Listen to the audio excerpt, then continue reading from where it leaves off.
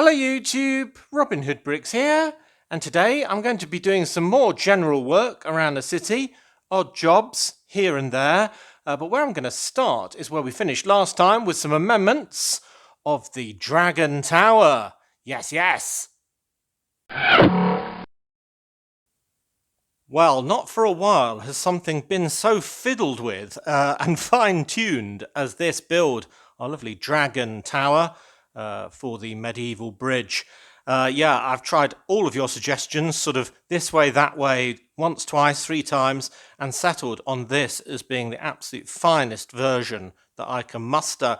And I think I'll be giving out a lot of bedoings actually today for this because, a lot of you suggested a few of the amendments that I've done. The main one being adding those curved sections of battlements to the central front and central back rather than the sides that I was going to put them on. And I didn't do that because of clearance for the tram. And it's such an obvious suggestion. It's kind of weird that I didn't come up with it. I think it's because I realized the tram clearance issue kind of part way through that video. So, well, I metaphorically tossed them over my shoulder and forgot about them, thinking, no, that won't work, without trying to, reincorporate them somewhere else. But I really love it because it gives a very interesting sort of pattern to the front and the back, and a bit more standing space on the inside for minifigures. Maybe they can get up to that roof section with a stairway on the inside. And I put some slightly longer inverted slopes underneath to give it some support. And I think it just looks fantastic. So I'm very happy indeed with that. A very good suggestion there. And you'll see I've also added a bit of the curtain wall back to old grey. You can see that contrast. I love that. This wall is even older than the gatehouse itself. And I've got a really nice piece in there of this doorway flanked by some torches. And this will be the pedestrian walkway, just a regular pavement basically. You don't want to touch the flames of that when you go through. It looks a bit dangerous with that much of a flame. But we've got these spiky battlements that ties in with the old castle as well. And yeah, I think that looks really good. So that will go right to the edge of the cutoff for the standing hole. But yeah, that's looking really nice. So let's flip it around and see the other side as well. And there is the other kind of balcony battlement bit, and I've had to put these slopes back to front. I might get some one width slopes so I can continue the slope and it only cuts in a little bit, but those pieces need to cut in just that small amount because hanging out even one more stud just looks a bit weird if you ask me. So I think that's a good compromise, and because it's dark blue you can't really tell too much. And I asked you last time whether you wanted option 1 or option 2 with the dragon arch in here. And most of you went for option 1 without. So what I've done is just kept the pillars with that alternating grey, black in anti-phase with the ones on the edge. So where it's black, it's grey, and where it's grey, it's black, which I think looks really good as a pattern. Like that, you see? Very nice. So yeah, those two columns give it a bit of the 3D profile that I liked without blocking the view of our lovely stained glass window. And some of you encouraged me to put the light brick that I was talking about in there. I don't know if I can do it left-handed, but I've installed it in the floor, and you can see that it's completely level and very well concealed indeed. So I think that is a great improvement. And if you know where to put your finger, you can just stick it in the right arch and push up, and there we go. There is the window perfectly lit up. There's no sort of angled bit to reflect the light required. It just does it very well indeed. So I'm glad I bothered to do that. And you can see I put some flowers on the little transparent step bit of that secret door piece, and it looks rather fantastic. But that freed up the arch, of course. So, dun dun dun, it's there now. Oh, and that looks so much better. And I think this is my favourite part of it. Look, we've got the same sort of motif here and all the way up here. And it all ties it together. So we've got the Dragon Tower and the Dragon Gate for pedestrians. And I absolutely love that. That linking with that is absolutely perfect. So option 1 was definitely the way to go. And yeah, I'm more happy than ever with this build now. So yeah, it will be pretty good when it's all incorporated. We've got the curtain wall, the tower, and then the curtain wall will continue, but much higher up, about this level when it's halfway up Major Oak Hill. So yeah, I'm really looking forward to getting that project going, as are you. So yeah, maybe we'll start that today, or maybe we'll just get up to the point where we can. Yeah, because I need still quite a few parts of that. It's a horrifically large build, and quite complicated as well, with lots of supports required. But anyway, before we do all that, I need to do two things. Get this into position, but before even that, I need to give you all your lovely bedoing. Well done for those suggestions. It's now a masterpiece. Golly, that looks good in position. Wow, isn't that beautiful? It just looks an amazing scene. This might be my favourite area of the city now. I don't know. It just looks stunning, if you ask me. Thanks so much for helping me get that absolutely perfect. Yeah, that shape of the battlements and so on, and the arch down here just looks absolutely perfect now. And what we've got now as well, just to kind of blight it, this is what I love about Lego actually in doing a city like this, is having the juxtaposition of certain different sort of ideas kind of clashing and interrupting each other. So we've got the beautiful scene of this lovely medieval tower, bridge and curtain wall, and then we've got this hulking great big modern monorail track piece just cutting into it, kind of making it look ugly. But to me that makes it even more realistic and more beautiful in a way, the fact that we've got both of these sort of scenes in parallel coexisting. So this stanchion is actually built into the horizontal bit of the curtain wall. And yeah, this tram only just gets by. And when I say only just, I mean literally only just by about a hair. I mean, what gap is that? Is there even a gap? Yeah, a millimetre perhaps, but that is it. So that is why we definitely couldn't get the side bit on, because it'll clash at least with the pantographs. So yeah, it'd be good to get that going. Maybe I'll put a temporary station in sort of up here or something, or except for the other end is completely a cliff drop. Actually, it's behind there somewhere, so at the moment it would just fall off the end there, so I probably won't power that right now. But yeah, having the old and the new going past each other in such close proximity, I think is amazing. And look how close it is to that curtain wall. Oh, it's almost touching in every direction. I absolutely love it. But what a beautiful view, and a great view to peer around and see. Oh, and it's only going to get better when we get that whole grey section over there filled with delicious castliness. Brilliant. Right, so I think today I'm keen to make some progress on this area, because essentially this side profile needs some interesting things like sewer holes and stuff like that. It needs to go all the way up to here. And then we'll have a river section that I won't be doing for a while, I don't think, partly because I haven't even really thought about it, but that'll be in there. And then the cutoff will sort of flip from a river profile, which will have an underwater section, I'm thinking, in this gap here, to the subway. And we'll be able to position that properly as well. So then when we go this way, we'll be able to do it in kind of three levels, one being the hill up here, two sort of being ground level, and three being the underground level, and keep them all in sync. And then we can get the next table in to kind of go round the corner where we'll see our lovely guarded in pub. So yeah, which name do we go with? Josie's Inn in the end, or Jose's Inn? Yes, I keep saying that wrong. Anyway, cool. Right, that looks absolutely fantastic. So whatever we do today, we've got a high bar to try and reach. Okay, so onto this section then. Now on the ground level that'll be raised, it'll be a continuation of Old Market Square in this base plate section here. Don't know exactly if it's going to be statuary or a park or what have you. I've had lots of suggestions, still deciding on that. And then we're going to have a half base plate there, which will be the start of a run of shops like I did in the old city, sort of hiding some of this tramway, and it'll kind of dip behind them so we can see the castle view sort of over the top. I think that's absolutely magical. But on the ground, or rather underground level, we've just got a very long profile to work with. In fact, it's longer than the base plate and a half, because it incorporates this section as well that I think I'm going to remove because it's really boring at the moment. It's just kind of a holding pattern of a stickered panel there. So yeah, we'll get rid of that and we'll start cramming in as much as possible. Now, we do have the Ninja Turtle lair to incorporate. So what I figured I'd do is have a sewer hole here, kind of like the one we did already with this chap walking through a puddle of, yeah, you know what. And then the turtle lair itself, and then maybe one after that. And the last one is one that I want to incorporate the albino crocodile that used to be in the old River Trent. And that is one of the things that's escaped from one of the shops that will be on the street level, which is this exotic pet store. And I reckon when it was a lot smaller, the crocodile got flushed down the toilet, or maybe just escaped under its own steam, and now it's living down there, right underneath its old home. So yeah, at least three kind of cut through sections. I might incorporate this drain piece that I rediscovered recently for one of my halls, which looks like a sort of storm drain cover or something like that.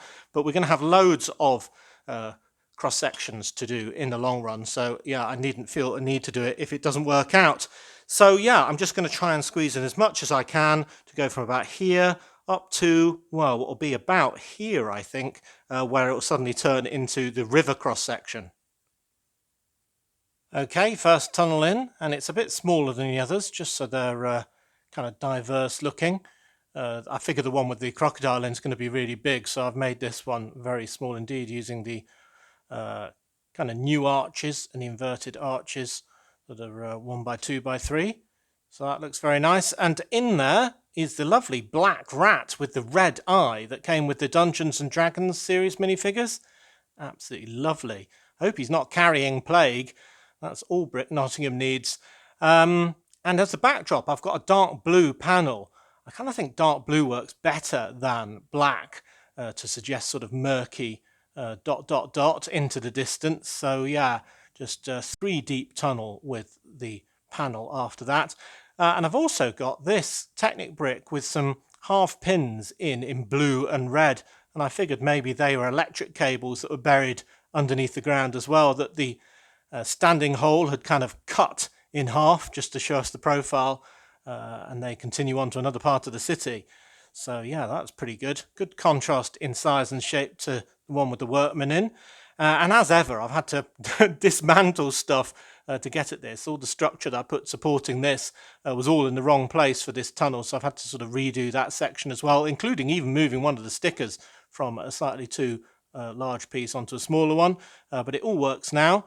So that wasn't too problematic. And you can see I've just got the angled section coming in now for those diagonal walls of my turtle lair that I'm hoping to make a little longer and a little taller than last time. Anyway, before I continue much further, I think I need to reinstate everything I took off before I forget how it all went, and then the ground level will look completely untouched. But yeah, if you can see into that gloom, I think that is a good tunnel number 1. All right, it's coming together slowly. I've created a bit of a rod for my back because it's a bit easier now. It's wider, and I've added, can't remember now if it's 2 or 4 studs to the width of the cutout for the lair. But I've kept the height exactly the same to maintain the slightly sunken level of the market square all over this sort of base plate that isn't there, that will be the roof to the lair. Which means I'm really having to sort of condense it vertically, which is really difficult to have it sort of structurally sound as well as very, very narrow. So yeah, not sure I'm enjoying that job too much. But anyway, we've got a couple of improvements like the pizza boxes and so on. The water spill on the floor does go from a tan base plate onto a dark bluish grey one. You can see the change in tone there. I don't know if that really matters. It's sort of annoying me a bit though, and I was thinking I've got loads of spare tan base plates, haven't I? Why can't I use one for the underside here? Well, it's because I used it for the underside for the skate park and for the entire harbour. So basically, no, I don't have any tan base plates anymore, and I don't much relish the idea of trying to retrieve one from underneath all of that stuff either. So yeah, I might be able to rummage around and find another one, but I can't think where at the moment. So does that tiny change in tone of the water really matter? I think by the time we've boxed it in and it's dark, we won't be able to see it at all. So anyway, I've got a few more details and turtles to add. But one thing I'm not sure if I'm going to add this time that I had last time was the sort of power functions light. Basically, I had a bulb shining in from each side high in the corner to light it up. And essentially, when you turned on the Vestas wind turbine, it would, light the scene. And it was like they were tapping into the power grid, which was a feature that I really quite enjoyed, actually. It was kind of silly and fun. And we could have a Vestas wind engineer coming down to see what the trouble was. But I don't know where the Vestas wind turbine's going to go now. I don't know whether to install that to make it future-proof or to not install it and dig it all up if I need to install it later. But yeah, whichever I decide, I'll probably get wrong. But anyway, yes, we're proceeding well. I've started thinking about the last section there that will link up with the river cross section. But first of all, I've just got to finish that last wall. Well, the next section is complicated by the size and shape of this guy, our albino crocodile. And, well, you can make it slightly easier by removing his tail. Well, we won't see that in the distance. And I've also added a bone, by the way, into his mouth to make him look even more menacing. But he's still quite sort of lumpy and wide and awkward. So, yeah, I've had to make quite a wide little channel for him to sit in with some water at the bottom. Better than the brown stuff anyway. And another dark blue panel at the end, complete on the wall with day glow spider and kind of a pipe that's coming in from somewhere else, draining in from one property or another. Maybe that's how he got in the first place, when he was that wee. Anyway, so that will go in there, essentially like that. Very nice, looking very menacing. And then the roof is just more and more of these arches, which will basically pin everything together like that. And, well, you can see everything you need to. You can't see the absence of his tail. You can see that bright pipe and the water and the bone and the spider. So, yeah, I'm hoping that'll work really well as a continuation of the cross section. Cool. Hey, there we go. Cross section done. And, wow, that was quite a lot of work for such a sort of small area of the city as a whole. I mean, it's a minor detail in a sense, but it all adds up to create a fantastic Lego room. Yes, we've got 4 now. We've got the guy working underground in a sewer, the red-eyed black rat, our Ninja Turtles, of course, and the escaped crocodile and other beasties coming out of that pipe. And I have wired in the lights just in case in the future we need to attach that to the Vestas wind turbines. So hopefully you can see that's slightly more illuminated now. It does make a bit of a difference, but there you go. Yeah, starts to make some of the glowing pieces like the drink can glow a bit more. This base plate's just put in pretty roughly at the moment, but I think I made the right decision in having it the same level as Market Square. That sort of lower section seems to continue in. Otherwise, it'd just be kind of a dip that would be a one-off with steps on all 4 sides. It'd look a bit weird. So, yeah, I'm kind of happy I did that. So we'll have a very shallow wall along this edge and then shops going all the way along here. And you can see that this brick that represents the very, very start of the guillotine on this side will come exactly to that corner there. If I go like that. Whoop, yep, so that's why I've gone that distance with all of our cross sections. So we'll have a river cross section there, and yeah, then the subway cross section here, as you can imagine. So that will be really good, I think. And to make our cross section even better, I think I want to do some work on this brown level that I've got here. First of all, I'm going to make it 3 deep rather than 2, with the bottom one being dark brown, just to make it look like it's getting deeper. But it's very bland at the moment, whereas the sea one has got all sorts of, you know, sea life and divers and stuff like that, treasure chests and so on. So, yeah, I want to continue that down, and that'll also hide the edge of the table, of course. So that is what I think I'll do next. When I started the cross section, it was 2 bricks and 1 plate, but you can just see that tiny lip of table. So later I decided I could get better scenes in by making it 3 bricks and 1 plate, as you can see from there on. And then we can get things like actual sharks and even massive 3D sharks. So that is the depth that I'm going to continue today, although I won't be redoing that little strip of blue that's on too deep. So yeah, this is the area we're going to be doing.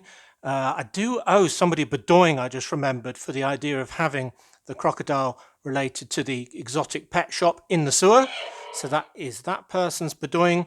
And over here, I've just started some brown and dark brown cross sections, and they aren't incredibly novel ideas in a sense that I've got a gold treasure chest this time, so it stands out against the brown, a couple of different bones, a long one and a short one, and a skull. Well, what else would you expect to find underground? I don't know. I literally don't know. So yeah, send me some more ideas to put in these cross sections of soil. I don't want any huge dinosaur skeletons or anything because it's got to fit within that and be structurally sound. So all of these are held together quite well. So yeah, we've got that plate at the bottom and a couple of plates at the top. So you've only got about 2 brick height to play with. So yeah, it's easier said than done to come up with brilliant ideas. So yeah, put yours in the comments section and maybe I'll be able to incorporate it next time. But for now, I'm going to use these for underneath all of those sewer sections. Okay, so bone, treasure, skull, big gap, big gap, big gap, big bone. There we go. And that's quite fiddly to do all of that because the bottom level is made up of the only cheap dark brown piece, which is these inverted slopes with the sort of backs to us and then linked together with the 1x8 plates. Everything else seems to be crazy expensive in that colour, so well, that's the only way to do it in scale, it would seem. And after asking you for loads of ideas for what I should use, well, in this space, I suppose, I saw this big rock monster and thought, oh yeah, rock monsters. So I've probably robbed a few of you of a bedoing there by coming up with the idea to have a tunnelling rock monster eating his way through the rock, basically, that I'm sure a lot of you would have suggested. So that's pretty fun, isn't it? So I'm going to incorporate that as well. And then he's a bit close to the surface for a rock monster, but it's another one of those links that will link the very underground level that will be on my very front facade of the room ultimately, and the mining scene and the drilling machine that's erupted into the street that's also unearthed the rock monster. So I love things like that. So that's going to be absolutely great. So yeah, we'll get him in. And the fact that he's sort of overhanging the cross section a bit is just a bit more fun if you ask me. So yeah, that is a great plan and a great idea of mine. Sorry, no bedoing for you. Well, he is just adorable in that little hole, digging his little seam. Very nice indeed. Definitely draws the eye, doesn't it? I changed the back wall colour to black, so it looked like he might have come from the distance towards us before turning a corner. It's amazing that he doesn't cause loads of subsidence on the city. Maybe that's why this base plate that's currently unsupported is sagging a bit, actually. Anyway, we have achieved a very, very small part of the city, but it's quite an interesting part. A massive cross-section that includes our lit Ninja Turtle lair and our escaped albino crocodile and the spider that all came out of that pipe, which is a good link to the exotic pet store that we'll have. The story here is that basically all the pets are escaping out of holes in the wall, the air conditioning and all the rest. So yeah, soon he won't have any stock at all. But that is a good link. Then we've got skateboard, stickers, all sorts of details there. They're waiting for the pizza to be delivered by Raphael, who will be in the Italian restaurant scene, coming out of a manhole cover with a bit of money. Then we've got the rat. I really like these energy cables, electricity cables, sort of crot off as well with the red and blue. And we've got our lovely rock monster. Nom, nom, nom, nom, nom. I do want to put some jumper plates actually on instead of those tiles, just so I can add some rubble all around them because it's a bit too smooth and square at the moment, isn't it? I think it needs refining a little bit to make that better, but I don't have any, so I'll put those on the wanted list. Hello, Robin from the future here. Just to say that I did find some other tiles in dark brown, and that enabled me to add some rubble to the floor and to the ceiling to make the whole scene look a bit less square. So yeah, that's already improved from where I ended up in the past. But here's handing back to past Robin.